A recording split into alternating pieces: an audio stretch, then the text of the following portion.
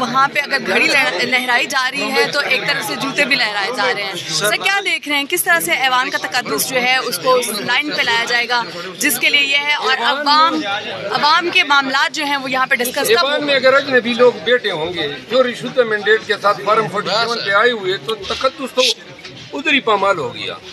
تو لہٰذا اجنبی لوگوں کو فارم 47 پہ جو مینڈیٹ چوری کیا گیا ہے عوام کا, جب تک یہ مینڈیٹ ہم ریکور نہیں کریں گے ایوان ایسا ہی وہ کاڑا رہے گا.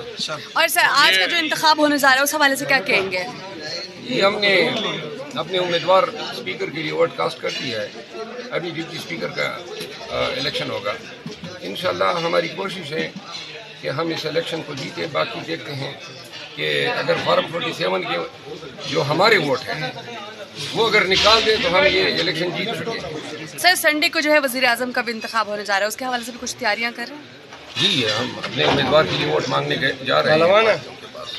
سر ایم کیو ایم نے اب جو ہے معاہدہ ہو گیا مسلم لیگ نون کے ساتھ, اور اب جو ہے وہ بینچز پہ بیٹھیں گے حکومت کے, کیا دیکھ رہے ہیں؟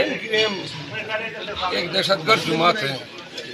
پتہ نہیں اتنا بڑا ظلم کس طرح کیا گیا کہ پی ٹی آئی کی تمام کراچی اور حیدرآباد کی اربن سیٹیں جو ہیں وہ ہم سے چھین کے ان کو دی گئی, اور 6,000-7,000 سے زیادہ کسی یعنی کہ امیدوار نے ووٹ ہی نہیں لیے.